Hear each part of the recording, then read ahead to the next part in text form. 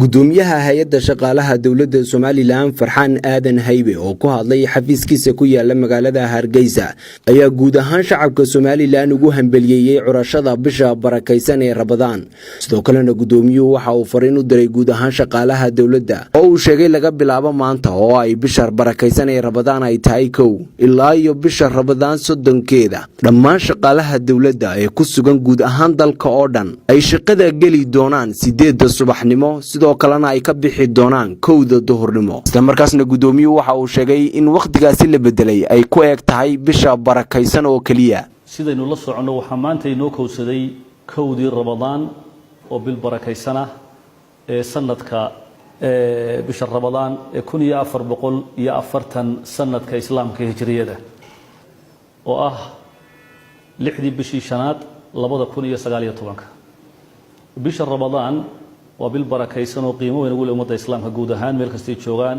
waxaan leeyahay hambaliyo waa bishii cibaadada dambi dhaafka naxariista iyo naarta oo la iska xoreeyo Allah inaga aqbalo acmaasha khayrka ah iyadoo taal aanu eegayna qiimaha iyo milgaha iyo sharafta ay leedahay waxa aanu wax ka bedelay jadwalkii shaqo soo galista iyo shaqada laga baxayay dhammaan marka shaqaalaha xuduudda qaranka shaqaalaha jamhuuriyadda Soomaaliland waxa aan halka ku wargelinayaa in saacadaha jadwalka shaqada ee la soo galiyo bisha Ramadaan ay ka bilaabmayso 8 subaxnimo laga bilaabo maanta iyadoo oo ku eg oo laga bixi doono xilliga laga rawaxayo 2 duhurnimo 8 la soo galayaa 1 duhurnimo waa laga baxayaa jadwalka isbedelka ku yimi waa bisha Ramadaan oo kaliya waxaan ku eegyahay ka bilaabmaya maanta oo isniina waxaan ku eegyahay 30 Ramadaan waxaan si naxariis leh oo qadarin leh oo milga oo sharaf leh uga codsanaya dhammaan shaqaalaha xuduudda qaranka jamhuuriyadda Soomaaliland inay waqtiga shaqada ilaaliyaan xilliga Ramadaan way ajir badan baa ku jira in adeega shaqada ee ku waajibay qofku uu si hufan u qabto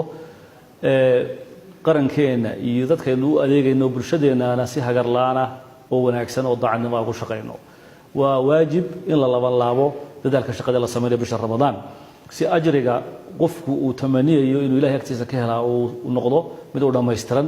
taasi marka waajibida saaran weeye waxaan leeyahay mar labaad iyo mar saddexaad baa hambaliyo bisha Ramadaan sanadkiisa aan ku gaadhno khayr bash barwaaqo Ilaahayna haynaga aqbalo acmaasha khayrka iyo waajibaadka acmaasha aynu sameynayno ee soon leh ee sadaqad leh ee salaad leh ee cibaadooyin kale leh ee soo jeed leh Waciduruus Maxamed Axmed Ariel TV Hargeysa